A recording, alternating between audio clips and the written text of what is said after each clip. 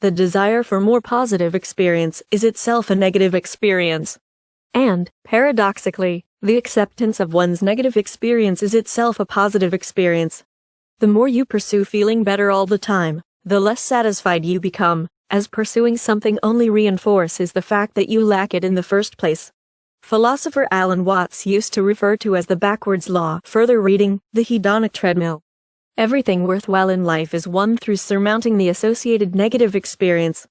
To not give a FCK is to stare down life's most terrifying and difficult challenges and still take action. When you give too many FCKs, when you give a FCK about everyone and everything, you will feel that you're perpetually entitled to be comfortable and happy at all times, that everything is supposed to be just exactly the F-king way you want it to be. Pain and loss are inevitable and we should let go of trying to resist them. The greatest truths in life are usually the most unpleasant to hear. We suffer for the simple reason that suffering is biologically useful. It is nature's preferred agent for inspiring change. Don't hope for a life without problems. There's no such thing. Instead, hope for a life full of good problems. Problems never stop, they merely get exchanged and or upgraded.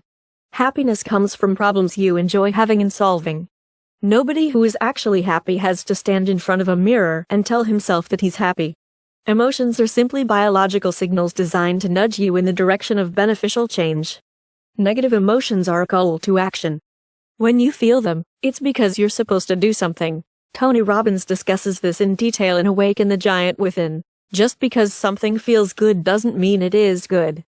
Everything comes with an inherent sacrifice. Whatever makes us feel good will also inevitably make us feel bad. A more interesting question, a question that most people never consider, is, what pain do you want in your life? What are you willing to struggle for? Because that seems to be a greater determinant of how our lives turn out. What determines your successes and what do you want to enjoy? The relevant question is, what pain do you want to sustain? The path to happiness is a path full of thieves and shame. Who you are is defined by what you're willing to struggle for. Our struggles determine our successes. Our problems birth our happiness, along with slightly better, slightly upgraded problems. The problem with the self-esteem movement is that it measured self-esteem by how positively people felt about themselves. But a true and accurate measurement of one's self-worth is how people feel about the negative aspects of themselves. People who feel entitled view every occurrence in their life as either an affirmation of or a threat to their own greatness. The true measurement of self-worth is not how a person feels about her positive experiences, but rather how she feels about her negative experiences. A person who actually has a high self-worth is able to look at the negative parts of his character frankly. Yes, sometimes I'm irresponsible with money. Yes, sometimes I exaggerate my own successes. Yes, I rely too much on others to support me and should be more self-reliant, and then acts to improve upon them. A lot of people are afraid to accept mediocrity because they believe that if they accept it, they'll never achieve anything, never improve, and that their life won't matter. The rare people who do become truly exceptional at something do so not because they believe they're exceptional. On the contrary, they become amazing because they're obsessed with improvement. And that obsession with improvement stems from an unerring belief that they are, in fact, not that great at all. If suffering is inevitable, if our problems in life are unavoidable, then the question we should be asking is not how do I stop suffering, but why am I suffering, for what purpose? Self-awareness is like an onion. The first layer is a simple understanding of one's emotions. The second layer is an ability to ask why we feel certain emotions. This layer of questioning helps us understand the root cause of the emotions that overwhelm us. Once we understand that root cause, we can ideally do something to change it. The third level is our personal values. Why do I consider this to be success-failure? How am I choosing to measure myself? By what standard am I judging myself and everyone around me? Values underlie everything we are and do. If what we value is unhelpful, if what we consider success-failure is poorly chosen, then everything based upon those values, the thoughts, the emotions, the day-to-day feelings, will all be out of whack.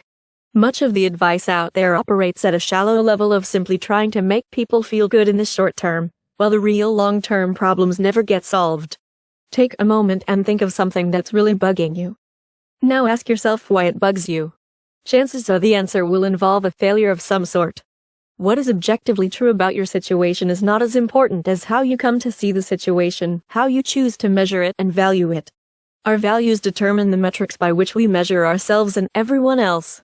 If you want to change how you see your problems, you have to change what you value and or how you measure failure or success. Pleasure is not the cause of happiness, rather, it is the effect. Research shows that once one is able to provide for basic physical needs, food, shelter, and so on, the correlation between happiness and worldly success quickly approaches zero.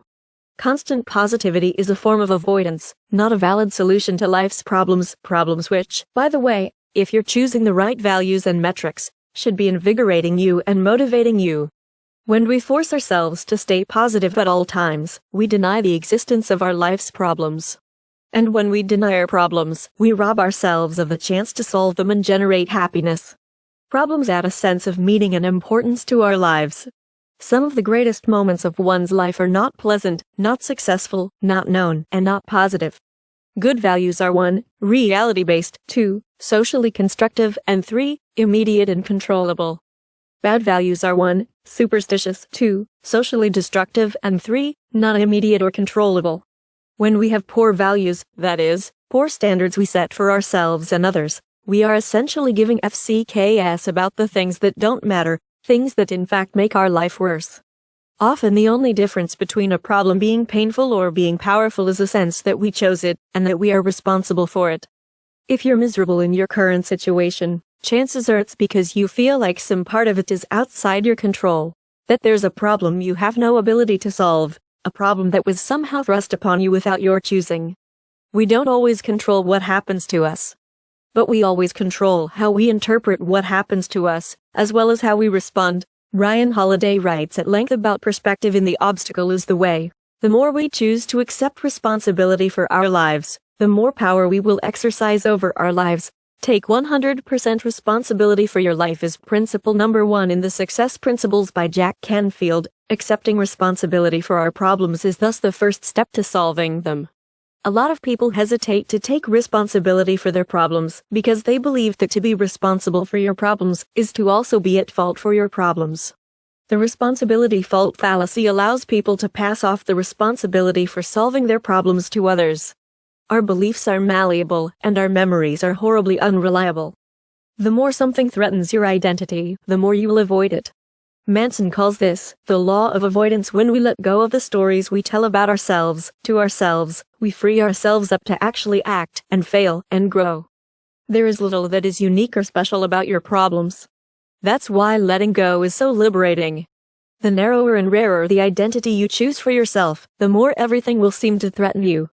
For that reason, define yourself in the simplest and most ordinary ways possible. Questions that will help you breed more uncertainty in your life. What if I'm wrong? What would it mean if I were wrong? Would being wrong create a better or a worse problem than my current problem, for both myself and others? It's worth remembering that for any change to happen in your life, you must be wrong about something. Being able to look at and evaluate different values without necessarily adopting them is perhaps the central skill required in changing one's own life in a meaningful way. Manson tries to live with few rules, but one that he's adopted over the years is this: if it's down to him being screwed up, or everybody else being screwed up, it is far, far, far more likely that he's the one who's screwed up. If it feels like it's you versus the world, chances are it's really just you versus yourself. Improvement at anything is based on thousands of tiny failures, and the magnitude of your success is based on how many times you've failed at something. If someone is better than you at something, then it's likely because she has failed at it more than you have. If someone is worse than you, it's likely because he hasn't been through all of the painful learning experiences you have. We can be truly successful only at something we're willing to fail at. If we're unwilling to fail, then we're unwilling to succeed. Life is about not knowing and then doing something anyway. Action isn't just the effect of motivation, it's also the cause of it. If you lack the motivation to make an important change in your life, do something, anything, really, and then harness the reaction to that action as a way to begin motivating yourself. When the standard of success becomes merely acting, when any result is regarded as progress and important, when inspiration is seen as a reward rather than a prerequisite, we propel ourselves ahead. We feel free to fail, and that failure moves us forward. Ultimately, the only way to achieve meaning and a sense of importance in one's life is through a rejection of alternatives, a narrowing of freedom, a choice of commitment to one place, one belief, or, gulp, one person. We all must give a FCK about something in order to value something. And to value something, we must reject what is not that something. The desire to avoid rejection at all costs, to avoid confrontation and conflict, the desire to attempt to accept everything equally and to make everything cohere and harmonize, is a deep and subtle form of entitlement. The difference between a healthy and an unhealthy relationship comes down to two things. 1. How well each person in the relationship accepts responsibility, and 2. The willingness of each person to both reject and be rejected by their partner. The mark of an unhealthy relationship is two people who try to solve each other's problems in order to feel good about themselves. Rather, a healthy relationship is when two people solve their own problems in order to feel good about each other. Entitled people who blame others for their own emotions and actions do so because they believe that if they constantly paint themselves as victims, eventually someone will come along and save them, and they will receive the love they've always wanted. Entitled people who take the blame for other people's emotions and actions do so because they believe that if they fix their partner and save him or her, they will receive the love and appreciation they've always wanted.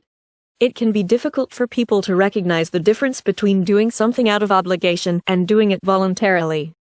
So here's a litmus test. Ask yourself, if I refused, how would the relationship change? Similarly, ask, if my partner refused something I wanted, how would the relationship change? It's not about giving a FCK about everything your partner gives a FCK about. It's about giving a FCEK about your partner regardless of the FCKs he or she gives.